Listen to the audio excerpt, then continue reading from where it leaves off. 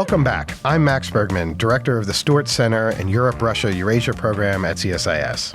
And I'm Maria Snegovaya, Senior Fellow for Russia and Eurasia. And you're listening to Russian Roulette, a podcast discussing all things Russia and Eurasia from the Center for Strategic and International Studies.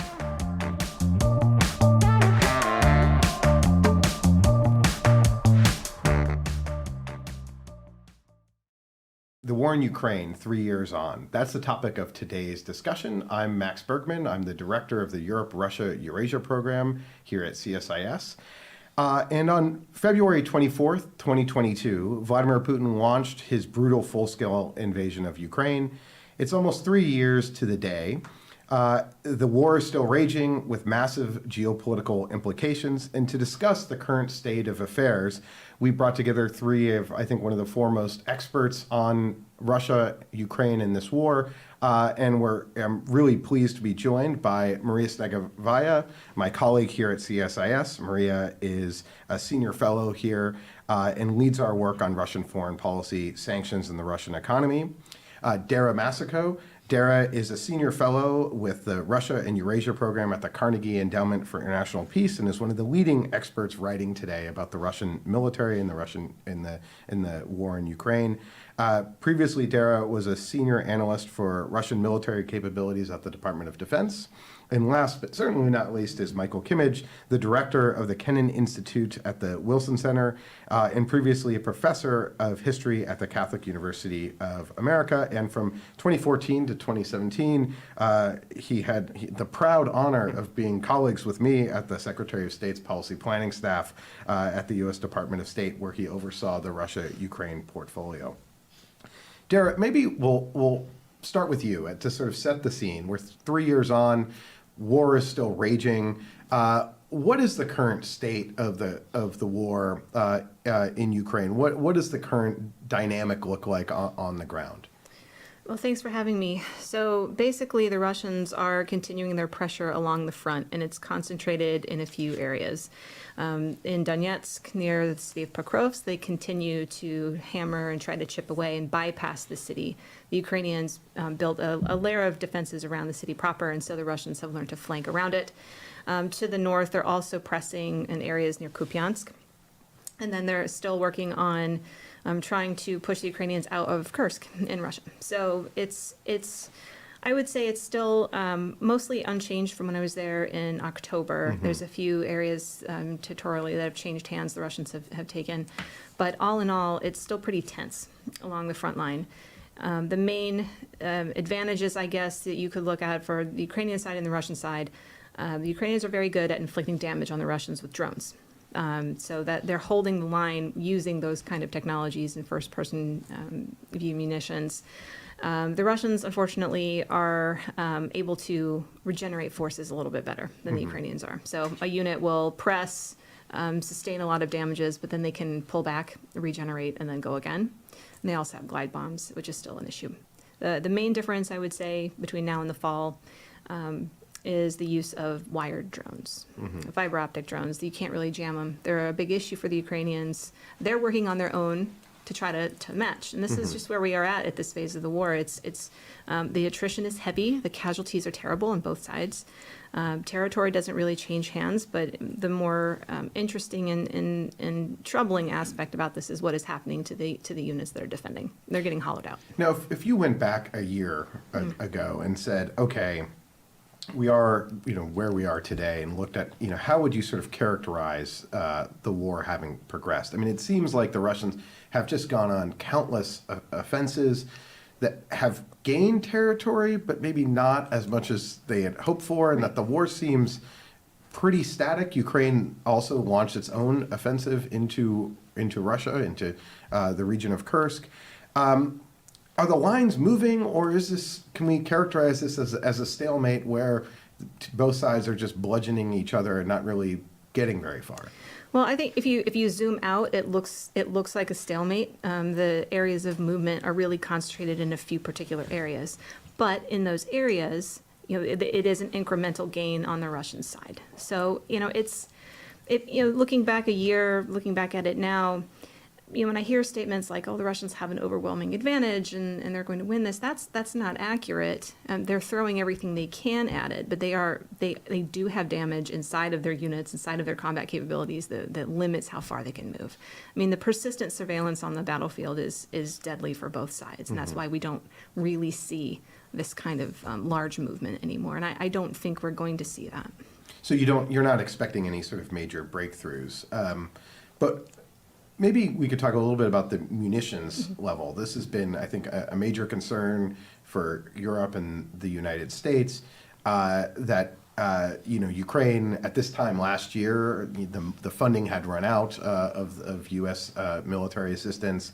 Then a supplemental passed in April of last year. What does the kind of armaments dynamic look like? Are the Ukrainians being outshot by the Russians, and what does that dynamic look like? Well, yes, I mean they have not really had an artillery advantage, in the war, and it's been ebbed and flowed depending on how far apart it was. No, right now, my understanding, and this is consistent with what it was in the fall, is the main problem that the Ukrainians are facing is not ammunition. I think the tail end of the Biden administration tried to push a lot of equipment forward as much as they could, and the weapons are still flowing now. I mean, they haven't stopped, and I think that's important to point out, too. I mean, there's a bit of autopilot that is going on at this time. The main problem is manpower. The main problem for the Ukrainians is infantry. They are not getting in enough people for the casualties that they're sustaining. They are coping with it with drones, with good drone use. And they have actually really, really boosted their own domestic drone production, which is a positive thing I don't think we should avoid talking about. In case aid stops, they still have that domestic capability. But I do worry about the manpower situation because I don't see a lot of solutions in the near term for them. Yeah, I saw that with the drones when I was in Ukraine firsthand. But the manpower, have there been any steps by Ukraine to sort of address it? They started the mobilization belatedly, but have there been any recent reforms? And is Ukraine looking at pursuing sort of different tactics here? They have. They're doing. I think they've correctly assessed what they need to do, and they're doing it. So a few of those things are collapsing these new series of brigades that just really didn't have the manpower behind them. They were very empty, and so they did away with that. They're taking all the people they have for those, and they're putting them in the experienced units on the front line. That is a relief for those units that are experiencing significant shortfalls. Another thing is they are looking at which units are the strong units, basically, who has a good commander, who has battlefield success, and they're taking those particular units and building them up from brigade to a larger corps. They're trying to choose the strong and reinforce them. So that helps. But there's a longer term issue here of there's a trust issue going on. When we were there, it was described to me as people are certainly willing to fight. I mean, that was the case in all the units that we met with. That's still the case now. The will to fight is strong. But people are not willing to sign up to basically fight and die for a tree line if they don't understand the objective or what the point is. Right. Ukraine is a very different society than Russia. Okay, and they're used to having trying to understand what the orders are and what's the mission, and the units that succeed have that kind of command relationship that we would probably say is more Western in style. It's a command style in transition. So they're working on it long term, and that must happen regardless of how the war ends or not. This is critical for them to resolve. But short term, there's still real challenges. Maybe one final question for you before we turn to Michael about the negotiations and Maria and all of you. But so militarily, do you see a situation where for maybe both Russia and Ukraine could just be like, we're not going to get anywhere, time for talks, and that the military situation on both sides is sort of pointing in the direction of let's have negotiations? Is that are you sensing that, or? Well, I mean, that's a political question. Yeah. So if we just look at the situation on the ground, the Russians are throwing people and equipment at this, and they're sustaining casualties, and they just keep doing it. I mean, they've been doing this now for a year plus, same thing, taking significant casualties. in the process, and just recommitting people no matter how poorly wounded or how badly wounded they are. That we're not seeing people on crutches on the Russian side being sent in. I mean, it's bad. But again, the Russians have not stopped what they're doing. They don't stop the attacks. They haven't stopped missile strikes. Drone strikes are heavy, and this is all since the election. So if there was a thought that, oh, maybe they'll ease up a little bit to see what that does for talks, I haven't seen it. And, you know, on the Ukrainian side, they're just trying to hold the line. Yeah. Michael, let me turn to you. It's been a very eventful last few weeks in transatlantic relations, as well as in Russia, Ukraine, U.S. Policy. There were talks that were held between the U.S. and Russian side, led by Secretary of State Marco Rubio and Foreign Minister Sergei Lavrov in Riyadh. What did you make of these talks? Is there anything that you were pulling out from what we saw earlier this week? Well, it's interesting to analyze the U.S. side, which is very significant in all of this, because in a way the initiative has been coming from Washington in the last couple of weeks, and the changes have been coming from Washington. On the one hand, it's a very public way of pursuing diplomacy that you see social media postings and a lot of messaging from Secretary of Defense Hegseth, Secretary of State Rubio, Vice President Vance, and President Trump, of course. On the other hand, I think the administration has been less than forthcoming, for reasons one can understand, about what agenda it's pursuing. So you see certain benchmarks and impulses that are being given in the public communication, but it's not effortless to discern what the U.S. agenda is. I think you can make a few inferences. I wouldn't do it with total confidence, but one, of course, is that the U.S. is not going to wait for Ukraine to conduct diplomacy. That's already obvious. Secondly, the U.S. is not going to be deferential or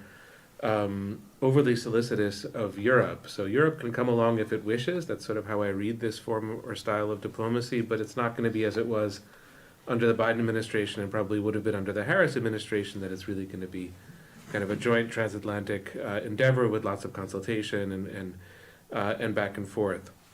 There's the issue of critical minerals in Ukraine, which is sort of the news of the day in terms of General Kellogg and his meeting on this particular day.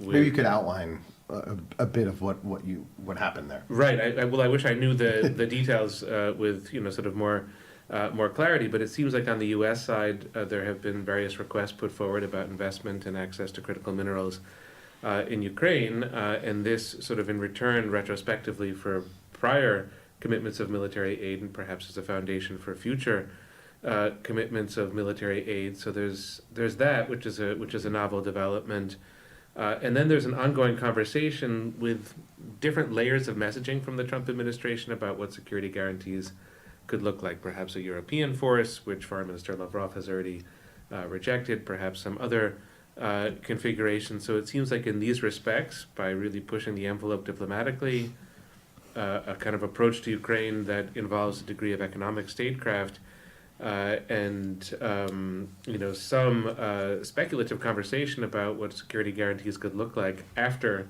a hypothetical ceasefire. This seems to be the outlines of the U.S. agenda and position. That's the best that I can characterize it, but it's not easy to do because it's happening very fast. Yeah. And the agenda itself to me still seems like it's under wraps.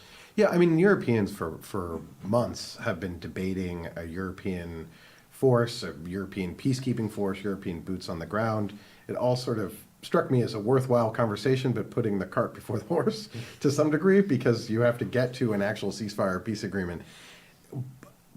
But I think what kind of struck me, and so I think struck a lot of analysts, is that it seemed, in some ways, the talks seemed, when it pertained to Ukraine, were sort of talks about talks, were sort of talks about how to have negotiations about ending the war. But then there was sort of this other side piece that seemed very much about U.S.-Russia relations, and improving or expanding U.S.-Russia relations, which I think caused a lot of consternation both in Kyiv and many other European capitals worried about the U.S. security presence in Europe, given some of the comments from Secretary of Defense Hegseth about transferring responsibility for European security to Europeans, but at a moment where the U.S. may reduce forces, may that become part of talks with Russia? What did you make of the kind of bilateral effort? Is this sort of a new, another attempt by an American administration to reset relations? How did you see this? I think that's fair. I think it's a good way of characterizing it, although I don't think that the word reset has come up from the Trump administration, maybe for obvious reasons, because there's a track record of failure with that particular word.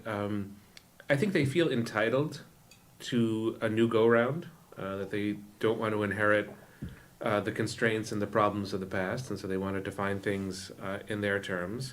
It is, of course, the case that President Trump, when a candidate, did sort of campaign on ending the war quickly, on conducting negotiations with Russia, on a different kind of relationship with Russia. So in that sense, none of this should really come as too much of a surprise. It was signaled and outlined earlier. And I think that there are two open questions. I think that your characterization of it is exactly right. There were talks about having talks. They didn't seem to go that badly as such, but there was no date announced for a Putin-Trump summit, which is perhaps in the offing, perhaps not. So it's not clear where exactly the next steps are going to be in this regard.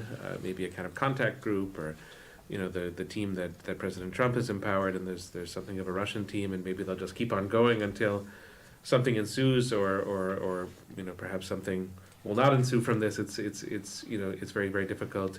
It's difficult to tell. And then the other interesting aspect of it all is that over the last 3 years, Russia has steadfastly refused to compartmentalize its relations with the U.S. So it's put the Ukraine war front and center. Everything is about that. Everything is about a very high degree of confrontation, hostility, etc. And the Biden administration was not eager or interested in compartmentalizing either. It also felt there's an intractable issue between these two countries that's going to be hashed out. And in a sense, one country is going to prevail over the other. In a way, on a dime, both the U.S. and Russia have completely shifted in that regard, at least rhetorically. I don't know, on the level of action, I think there's a lot that remains to be seen. But rhetorically, the compartmentalization has occurred, and we have the messaging from President Trump. He wants to work on business issues with Russia. He wants to work on nuclear issues. He wants to work on a whole host of issues, in addition to Ukraine, and I think Putin has signaled some kind of similar ambition, emphasizing again certain economic points that he thinks might be of interest to the Trump White House. So the format is very important, the kind of new structures that have been empowered. That's, I think, one of the things to watch. And then the other thing to watch is whether this compartmentalization comes into effect, because it would really be something new after 3 years of non-compartmentalization. Before turning to Maria, I mean, one of the, I think, major complaints about these negotiations was both from the Europeans about being cut out, but the Ukrainians weren't there also. And it kind of struck a lot of people that if you're going to have talks, you need to have, both warring parties. And to have these talks, it didn't seem like the Russians made any concessions, have not actually seemed like they've made a concession to actually sit down with the Ukrainians. How do you think, first, how is Kiev interpreting these talks? And there's been sort of now a war of words between presidents, between President Trump and President Zelensky. Pressure on President Trump calling Zelensky a dictator, urging the Ukraine to have an election which Ukraine has put off because of the war, questioning Zelensky's popularity, and I think Zelensky has sort of pushed back on that, and that has led to really bad optics, at the very least, between Washington and Kyiv. So maybe what's your sense of how Kyiv and how Ukraine is responding to this?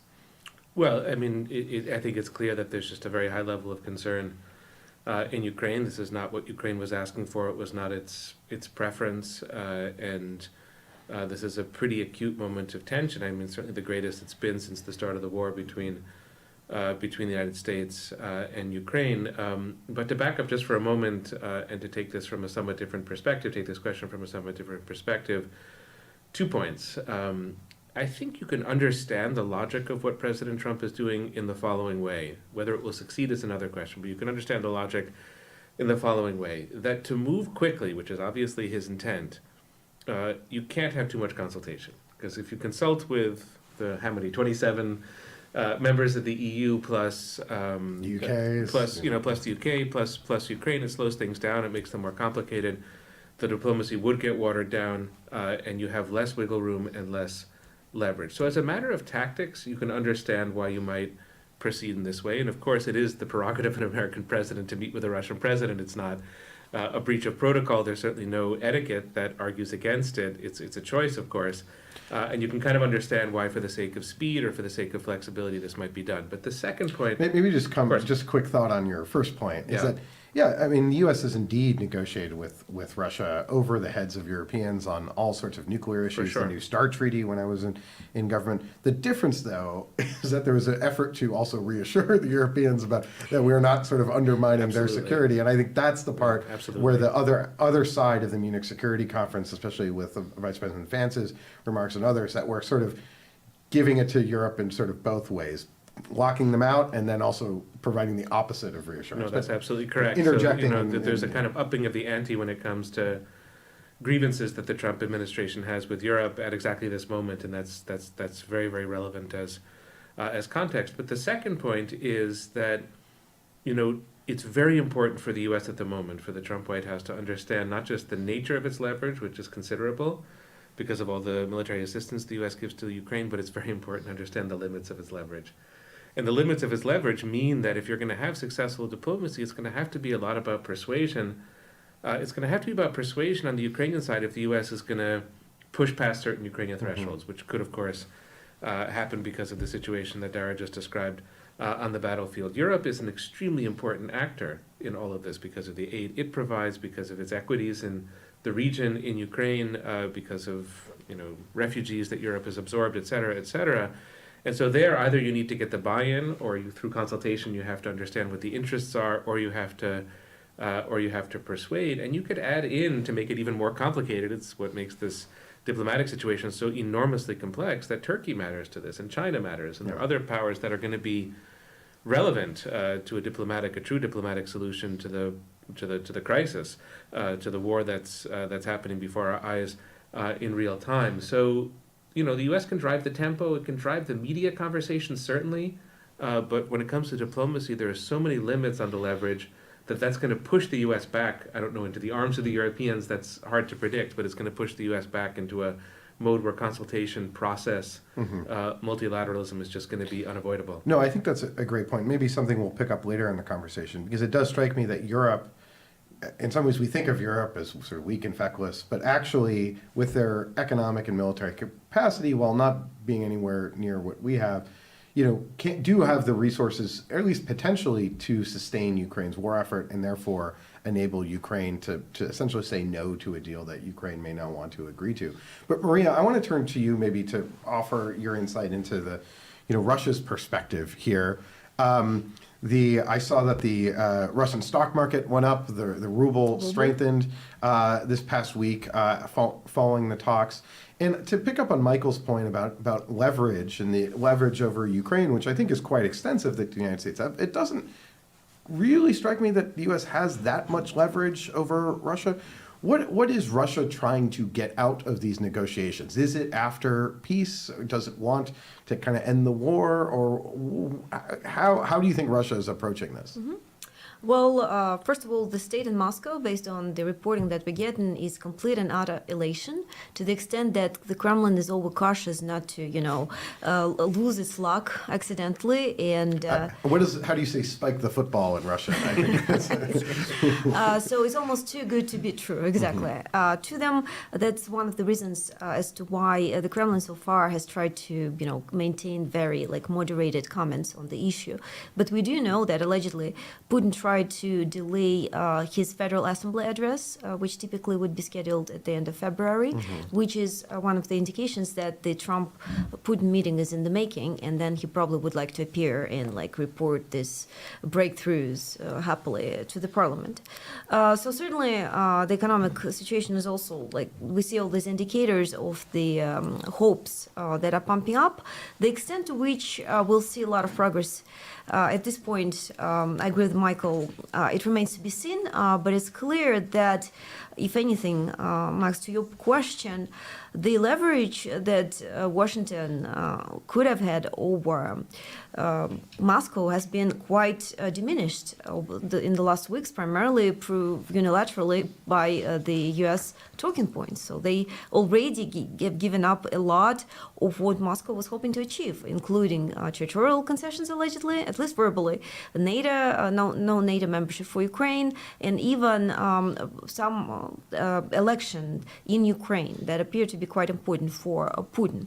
I will flag that, again, we do not know for sure what has been discussed in Saudi Arabia during the meetings between the Russian side and the US side, but some of the talking points talking about how exactly these negotiations could potentially proceed, including the freezing of the front line, then elections in Ukraine, and then specific details, arrangement to keep the peace in place. Actually, to me, they're quite reminiscent of the Minsk II, where, if you remember, there was the same sequence of the event. First, you freeze the line, then you hold elections, then you seize control of the border to Ukraine. And this is very interesting that the Kremlin seems to have this playbook that it keeps pushing forward across various contexts. Also, the insistence on keeping this point about elections in Ukraine, seemingly unrelated to the territorial occupation of Ukraine, tell us that the maximalist goals of the Kremlin are pretty much still in place. Mm-hmm. Then, otherwise, why would the Kremlin be pushing so eagerly the election, which allegedly, in the Kremlin view, could bring a pro-Kremlin candidate to power? Personally, I believe it's highly unlikely, but the Kremlin is not particularly known for adjusting its priors regarding Ukraine. That is not something that we've seen in 2014 or 22, for that matter, 2022. Accordingly, the thinking may be then, even if not the pro-Kremlin candidate, but then they maybe can get some sort of political destabilization in Ukraine, which would eventually allow the Kremlin strong leverage over Ukraine. So the maximalist goals appear to be still very much there. This is also congruent with what we have seen the U.S. Intel reporting just a couple of days ago. But when it comes to the leverage that the U.S. administration can have over Russia, this is very questionable. We know, as a matter of fact, that sanctions lift has been consistently discussed. But this where I not fully agree with Michael's point. I do not necessarily believe that the Kremlin is compartmentalizing this issue to the extent that maybe Trump's administration would love it to believe. Mm-hmm. Because sanctions were introduced specifically because due to Kremlin's unprovoked aggression and invasion of Ukraine.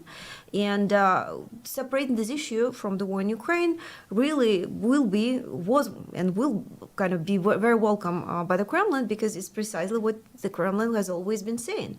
It's been saying that the sanctions weren't justified and completely illegal on the side of the West, and so they should be lifted regardless of what is happening in Ukraine. So if anything, this is again one of the Kremlin's aspirations from the start. You know, one of the theories about Russia right now is that, well, they're maybe not making the gains they hoped on the battlefield, and their economy is starting to sputter. Do you think Putin is under pressure economically to try to end this war, to try to have a negotiated settlement because of the Russian economy? How much pressure is that putting on Vladimir Putin right now? Yeah, well, domestically, Russian economy is not doing great, and it wouldn't be right to say that sanctions do not work. They do create a significant strain on the Russian economy.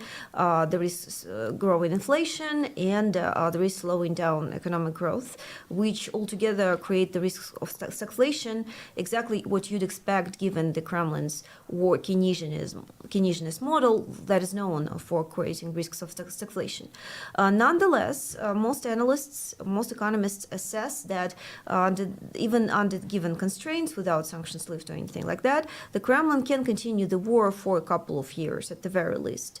Domestically, we have also seen more or less compliant elites and society with the war, and if anything, a reshuffling of the society in a way that makes it easier for Putin to achieve, sort of sustain his goals. So there is no imminent pressure on the Kremlin that would push it towards towards the table of negotiation table. But at the same time, I would also disagree with some of the talking points of the U.S. administration that Russia is completely invincible, right? As Dara pointed out, there's actually a lot of damage that Russia has sustained. It so far is able to deal with it, but it's not getting any better. And altogether, if sanctions were to be reinforced, because Russian economy has lost a lot of the protection mechanisms that would have otherwise helped it in case of a big blow. For example, an incident that would push the oil prices down for a while can be really detrimental for the Kremlin. So it's not invincible, but it's also nowhere near complete collapse. And is there any sort of domestic political pressure right now on Putin? It's been about a year since the murder of Alexei Navalny. The liberal opposition has largely fled Russia, especially in the early days of the war. Is there any signs of kind of internal strain amongst Russian elites, amongst the oligarch class that really just wants to get rid of sanctions, cut a deal, and we can maybe reopen to the West? Is there any inclination of that and sort of dissonance when it comes to support for this war inside of Russia? I would say that going back to business as usual would be popular among the elites, especially the oligarch groups. But it's important to keep in mind that the control is in Silovikis, the security service kind of hands, who have very hawkish and revisionist aims that have not been so far achieved. So the maximal goals have remained as predicted. If anything, Putin has consistently pontificated, said that he expected the West resilience to break down. He always said, and that is actually congruent with the Soviet vision of the West, that new democracies are highly unstable, unpredictable, they can't commit to something in the long term, and eventually a new candidate will come to power who would sort of abandon previous commitments. And unfortunately, it looks like in that regard, Putin was not wrong, based on the new developments in the US politics.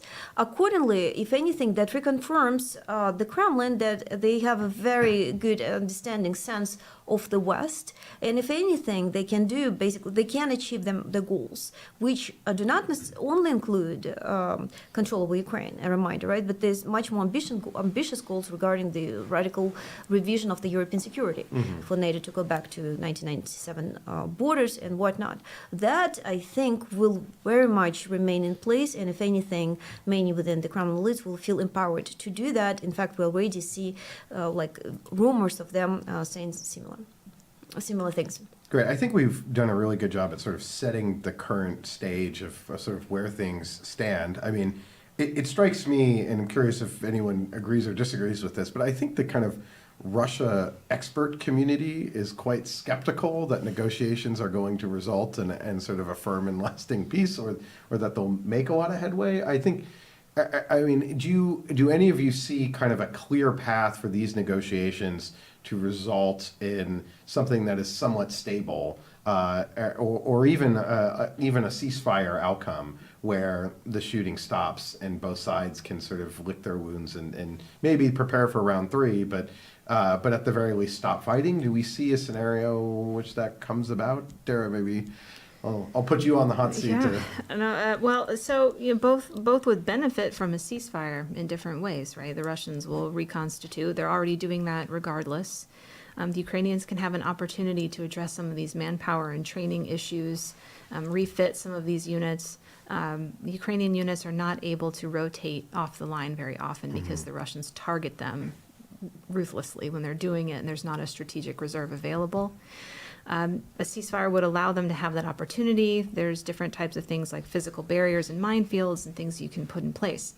But from a larger perspective, the new administration is talking a lot about economic recovery, economic development. Let's partner with Kyiv and sign this document on rare earths and oil and everything else.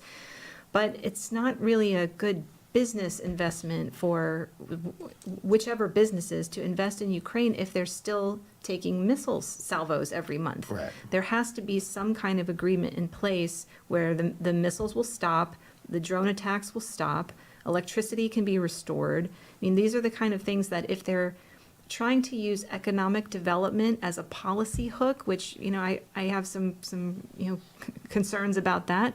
but you have to have a ceasefire in place in order to pursue that. And Right. I don't see that same kind of attention, like here, sign this document on rare earths, but there's no security agreements in place. They're incompatible. Right. This is one of the major challenges for Ukraine in economic recovery, Right. attracting businesses to invest in Ukraine that are going to build physical factories, things like that, or mining facilities that could be targeted is a real challenge. I guess, Michael, I mean, how do you see the prospects right now for success in terms of either just stopping the fighting or a long-term peace agreement? Well, of course, as all of us do at this table, I wrote a piece about this a few days ago and offered two suggestions that the diplomacy should be very incremental in nature and should be very private in nature. And it does seem to me, shockingly, that the White House didn't listen to my advice in this regard. But let me just lay out what I think is the most optimistic case scenario for negotiations, because as you say, Max, there's a lot of agreement about where things could go wrong, but it's useful maybe just as an imaginative exercise to see where things could go right. So the most optimistic scenario I can come up with is not one that revolves around a ceasefire, and not one that revolves around a document, Minsk-like, referring to the diplomacy that was conducted in 2014 and 2015, where documents were signed, but they had very little bearing on the actual situation. So not a sort of Treaty of Versailles type diplomacy, but instead, and there was an inkling of this in Riyadh, instead a kind of concerted effort to moderate, minimize, and sort of draw back the war itself. And the inkling that I noticed was the trial balloon put forward by the Trump administration that there could be reciprocal diminishments in strikes on electrical grid, that Ukraine would strike less in Russia and Russia would strike less in Ukraine. That's something that Foreign Minister Lavrov immediately swatted away. But it seems to me like in theory, that's a very good approach, because there has to be the realization in both countries, Ukraine and Russia, that neither is going to win completely. There has to be a realization, in ways that Dara has just been laying out, that the costs on both sides are very great. And there has to be the realization that on both sides, it's not visible yet in Russia, it's a little bit more picturable in Ukraine, but there could just be cracks in the political edifice. But, we say that Russia looks, solid and stable, but so did Russia look solid and stable in 2023 when a military mutiny occurred to the surprise of everyone. And now we're even more into this long and terrible war, and so the pressures under the surface have to be even greater. So if there are those incentives, I think there might be the potential for scaling back the war. And the appeal of this model to me is that Putin doesn't have to lose face by claiming that he's giving up on some of his objectives. And Zelensky doesn't have to lose face in the sense that he has to commit to recognizing Russian occupation or annexation of Ukrainian territory, which I suspect is just a no-go in Ukraine, regardless of what is asked for Ukraine by outside countries. So I think negotiation could maybe accomplish that a year from now, if we have this conversation, and in a sense I hope we don't have a 4th year anniversary conversation, but if we do, that we would be talking maybe not about a finished war, because the incentives are still there to keep fighting for reasons one could go into, but we could be talking about a smaller war. That's about as optimistic as I could get. So if one could pursue a kind of private incremental diplomacy along these lines, I think it has a few prospects for doing good. Put some guardrails on the war. Maria, what are your thoughts? I would just say that it depends on how ambitious President Trump is about revising the existing U.S. foreign policy direction. But to me, it's not completely unfeasible in view of everything that's happening that there might be some arrangement that Putin and Trump can come up with. Just because it seems that the key challenge to both of them in this regard is actually the liberal foreign policy, the way that it's been shaped until now. And some of the talking points on the Trump's administration seem to be hinting in that direction. I don't know if that's achievable, and really a lot will depend on how well the Kremlin is able to play its cards. But so far, we have seen the Kremlin very aptly, I'd say, credit where credit is due, choosing its rhetorical points in a way that really echoing a lot of Trump's positions. For example, Putin has said before that 2020 election was stolen from Trump, that the war wouldn't have started if Trump was the president, and that Trump took the bullet like a hero. And in response, he's getting a lot of his talking points I've actually echoed often by the U.S. Administration members, like, for example, the fact that Ukraine may have started this war. The Ukraine is the one to blame, not Russia. So I don't know. I guess a lot of it remains to be seen. It's very much in flux. But as we know from books like Sergei Radchenko's Around the World, the Kremlin ambition is really goes way beyond Ukraine. It's about running the world, and it's not completely unfeasible that the new reset between the U.S. and Russia could have elements of that in mind. If we're thinking ambitiously, as the U.S. president and the Russian president seem to be thinking, that is not completely off the table at the moment. To give my sort of hot take on this, and Michael, as a historian, as the child of two historians, it, I think worries me a lot that Vladimir Putin has gotten into history in his sort of later years. Now he's in his 70s, of course. In the summer of 2021, sort of wrote about Ukraine's importance to Russia and Russian history in a very sort of warped perspective on Ukrainian history. But to me, he's been in power for 25 years. He is effectively, I think, thinking about his place in history as sort of Vladimir the Great or Putin the Great, and where would he be in history if he agrees to just sort of take a little bit of territory in the Donbass for a war that lasted for 3 years? And so I'm nervous that the maximalist objectives that Russia had at the beginning of this war. And, Dara could correct me if I'm wrong, but, the initial invasion was pretty maximalist on what they were trying to achieve. And yet we've seen a year of massive offensives that haven't gotten very far, but have sort of don't really seem like they're, turning down the efforts there. And I guess my concern is that, I think they see an opportunity to basically sideline the U.S. from supporting Ukraine. And that what we saw last year, around this time last year, is a Ukrainian military that was withering on the vine without U.S. weapons supply, and that Europe maybe doesn't have the capacity or ability to come in and backfill, or the speed at which they can do that. And so another year or so, if we're unfortunately maybe talking about this a year from now, or maybe 2 years from now, that then in a war of attrition, one side usually breaks down first. And so, Dara, maybe if we could transition to the pessimistic view, hypothetically, if Russia is not intending to actually have a settled negotiation here, but maintaining its view of a maximalist, objectives of subjugating Ukraine and basically eliminating Ukrainian democracy, what are they hoping for militarily? Are they hoping that Ukraine runs out of weapons, or how would they, if that is, Putin is giving the order to its military, what is he telling them to plan for, and how do you think they would implement that? So I think we've had three years of this phase of the war, moving into the fourth, and we're seeing Russian policy decisions and revealed preferences from how they're choosing to fight this, because you don't see Vladimir Putin tapping into the 25 million, men that they claim that they have in strategic reserve to do this. They did one time 300,000 emergency mobilization, and they're buying everybody else off with very good benefits, very good wages. But that is a policy choice.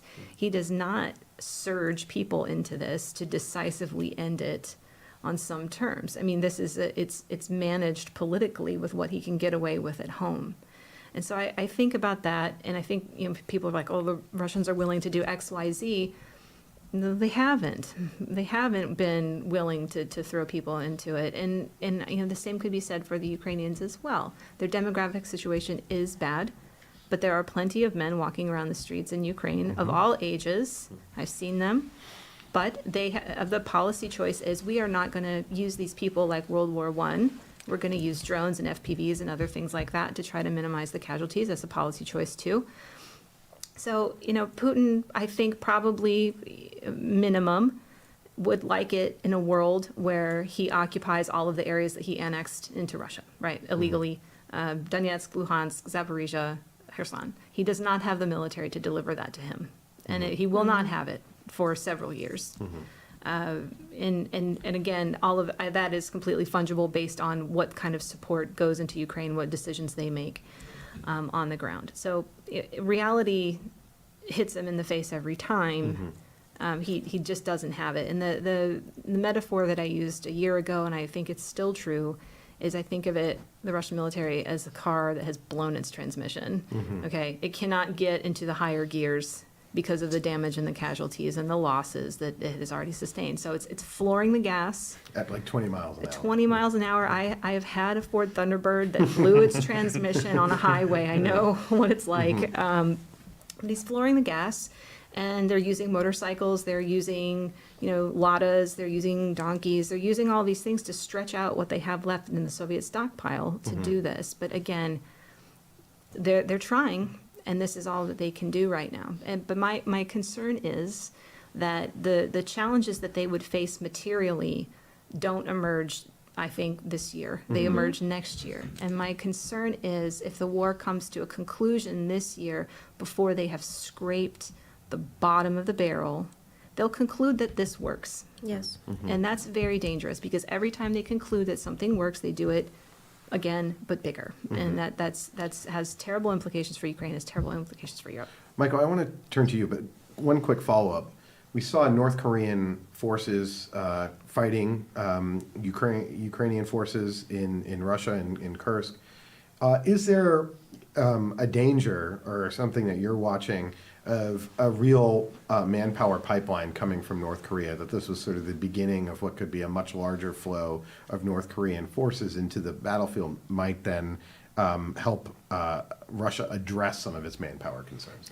I would say that as a test, if that was a test to see what the reaction would be globally and from the West, I would say that it was failed. They're really, what kind of punishment did Russia and North Korea face from adding these forces to the fight? They didn't. So in terms of what lessons they draw from that, why not do it again? And just keep doing it. Now, that particular force has taken a lot of casualties. In the meantime, they rested and recovered, and they're recommitting them at this point in time. But again, what price did either one of them pay for doing it? It's, I think they will expand if given the opportunity, and there's an opportunity. Michael, you wanted to jump in. I just wanted to amplify the point that Dara is making, thinking about it not in military terms, but in diplomatic terms, and it's a difficult one, I think, to describe. Clearly, Russia can't be seen as losing a war that it's unable to win, and that's very relevant for the negotiations. So yes, a kind of phony ceasefire, Minsk-style commitments to things that Russia's never going to do. You have to worry about that a lot with the diplomacy, because Russia does have certain incentives, I think, to pause. That an operational pause, if that could be achieved, would benefit Russia. But in terms of the core ambitions, which are not easy to figure out, we don't have hard evidence on this. But if Russia were to accept where it is now, sort of the territory it has behind the line of contact, which is something that's sort of in conversation about these negotiations, in my assessment, it's much too little for Putin. Yeah. He may have insufficient capacity to get further, but the ambitions are certainly still there.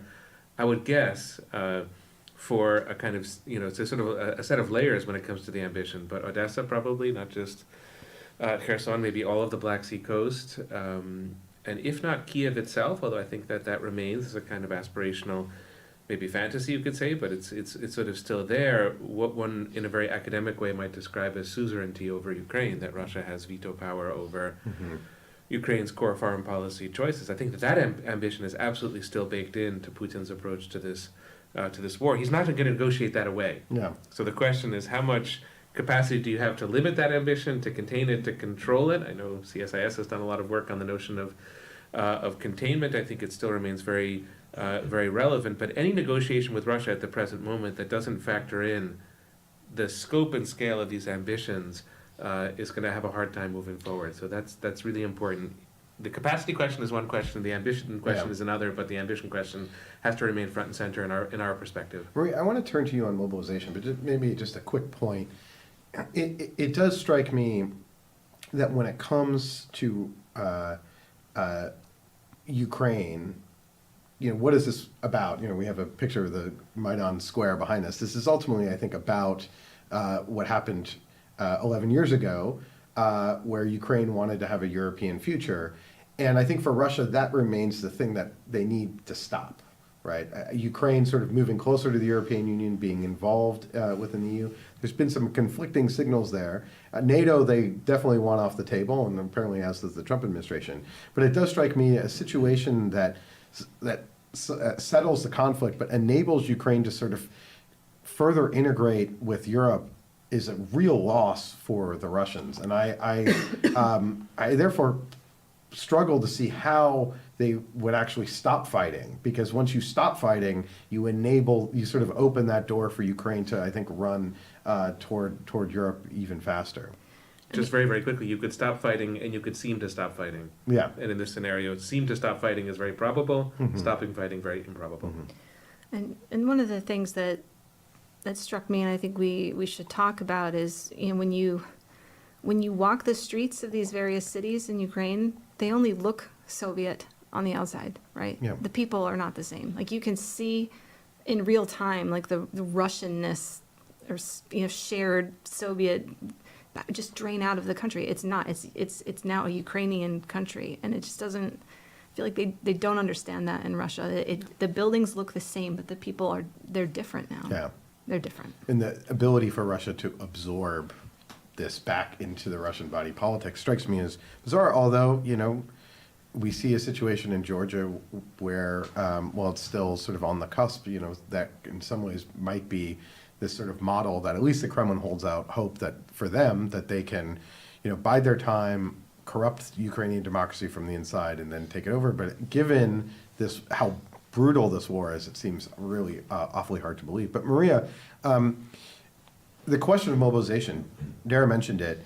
Putin has all these men that he could just call up and not pay. It would be great for the Russian budget. They wouldn't have to incentivize people to go. It strikes me that he's having to balance concerns about his own regime stability to some degree, and doesn't want people to get this war to become very unpopular, and for him to become very unpopular. Do you think he might push the mobilization button? We saw him do it in September 2022 when things looked particularly bleak for the Russians in the war, as they were on the back foot. Do you think he might do that again this year? Dara, definitely feel free to correct me, but 2022 situation seemed necessitated by absolutely difficult situation on the battlefield for Russians when they lost a lot of territory that they occupied back to Ukrainians as a result of the counteroffensive. Right now, they seem to have stabilized the situation, and accordingly, the economic structure that they built in order at least to hold on to the territories that they occupy and keep pushing forward seems to hold. So the new model works for the situation that they've got, even if it doesn't really allow them to achieve all of their objectives. That's the first point. Second, I do not personally believe the concern is really with regime stability as much, since even if the mobilization was indeed the single most striking blow to Putin's popularity over the last 3 years, so self-inflicted, if you will, nonetheless, I just published a report analyzing the polling response to the challenges. It bounced back really quickly within several weeks. Indeed, the bouncing back was associated to some policies that the authorities have taken to slightly minimize the damage. But nonetheless, I think the lesson that we learned, that the Russian society tends to sort of digest these shocks and adjust to them. So I don't think it would be as detrimental to Putin if he was to announce the mobilization as many would expect. Having said that, I do believe one of the problems with such a large-scale mobilization is actually economic in nature, and that is because a Russian economy really is functioning at the full potential in terms of labor, and there is huge labor shortage. And just extracting in a very crude way a lot of people from various industries without allowing an adjustment would be actually problematic for the economy and for the military-industrial adaptation, among other things, more than it will be problematic for Putin personally, I think. And that is possibly one of the major reasons why the Kremlin has avoided doing that. Instead, it's a flexible model.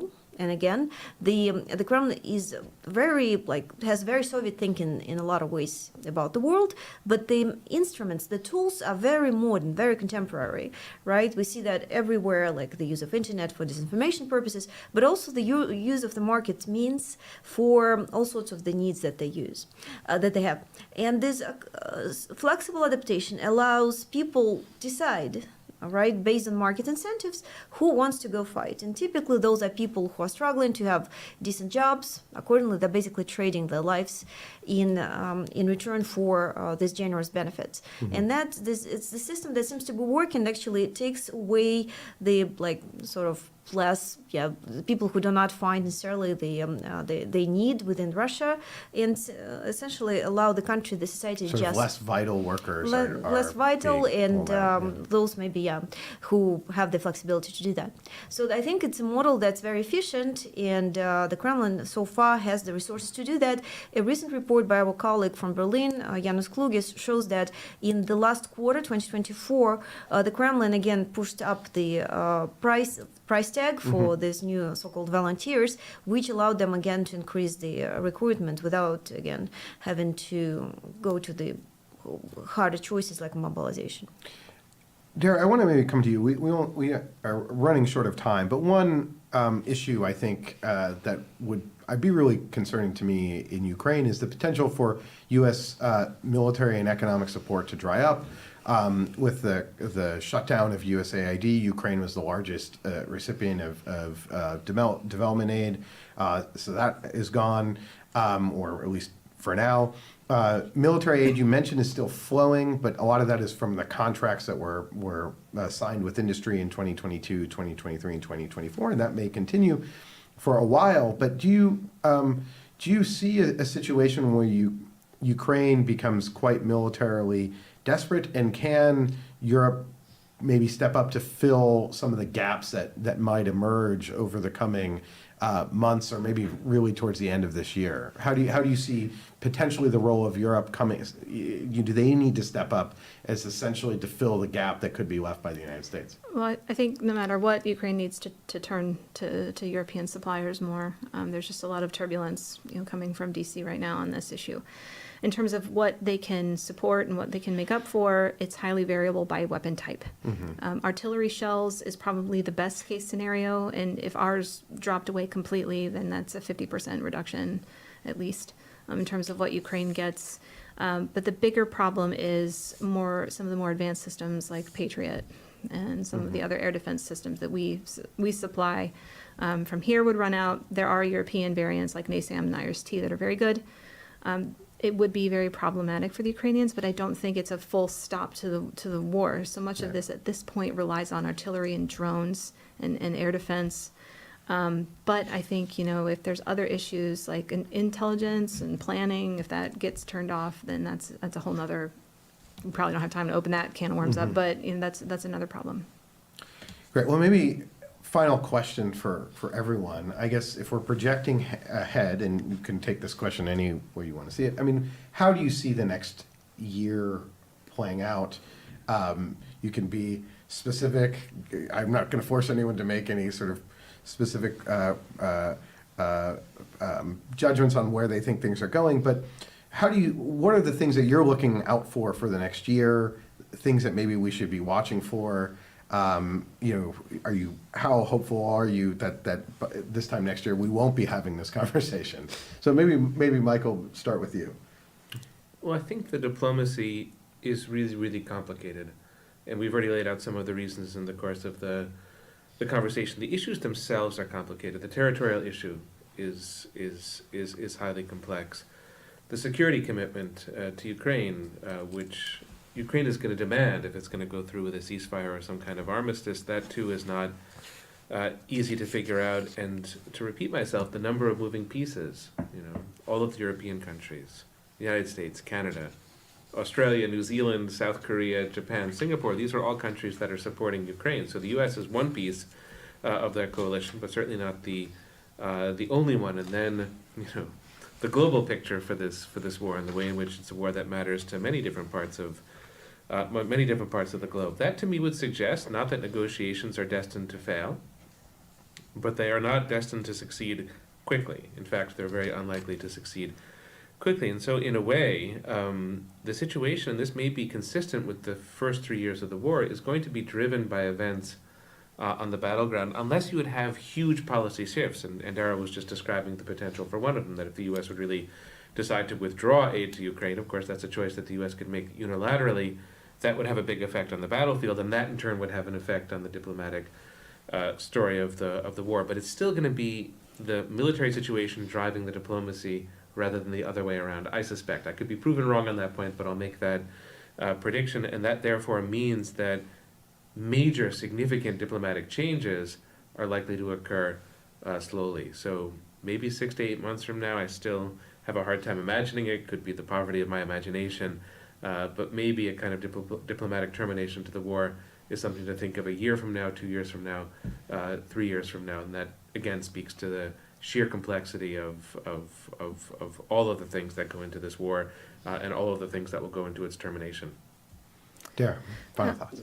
Yes, so I've heard the language out of Secretary of State Rubio that negotiating a ceasefire but not getting to a durable settlement is just going to inevitably lead to another war in however many years after Russia takes an opportunity to reload. Ukraine does as well.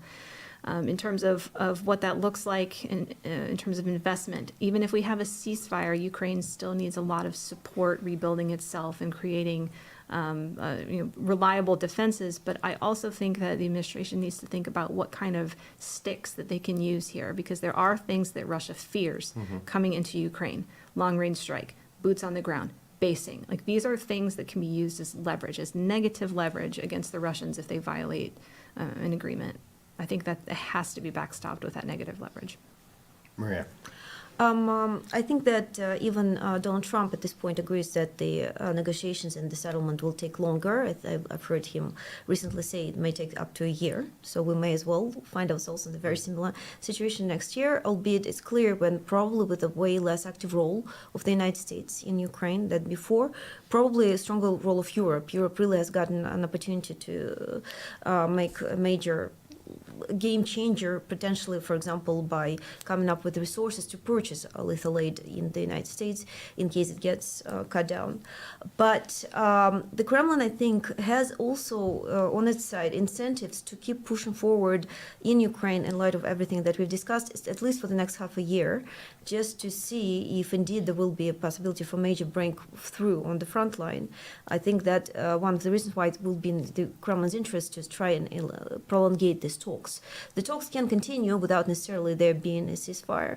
And I also would not be surprised to see, in light of the recent developments, some agreements or some sort of negotiations going on between the United States and Russia, and potentially even some sort of reset, partial sanctions lift as a result of this situation. Well, this has been a fantastic conversation. I mean, my one thought on this question is, I think the military situation doesn't look like it's going to alter significantly over the next year. I think it seems pretty clear that Russia may make gains, but Ukraine at least will continue to have the weapons flow from us, from maybe not from our direct aid from last year, but from the contracts that were signed, and that there's a real potential for Europe to make itself a real actor over the next year, where if it steps in militarily with significant aid, also the economic assistance, that I think Russia may find itself not needing to necessarily negotiate with Washington, but much more with Europe, who then have taken over as the major backers as the United States maybe moves to the side. I don't think that's the intention of what the Washington's seeking right now, but I think that's maybe the outcome. And so while it looks very bleak, I think, for Ukraine potentially in these negotiations, as long as they sort of stay firm on the battlefield and there's no significant breakthrough, and Europe is there to support them, that may hopefully lead to a situation where maybe this time a year from now we're talking about negotiations, but maybe it's not Washington, between Washington and Moscow. So that would maybe be my sort of hopeful, optimistic end to this conversation. But we're going to have to leave it there. I want to thank you all so much, Maria, Dara, Michael. Thank you. This has been a fantastic conversation. And thank you all to our viewers for tuning in. If you like this conversation, let me please recommend that you go and subscribe to our podcast, Russian Roulette, as well as the Eurofile, which looks at all things transatlantic relations. And we also have a new report out looking at the coming collisions in transatlantic relations. Those collisions may in fact be here, but it's a report that sort of goes through all the different policy areas where Washington and Europe may have some real tensions. So with that, I want to thank you all for tuning in, and we will see you next time.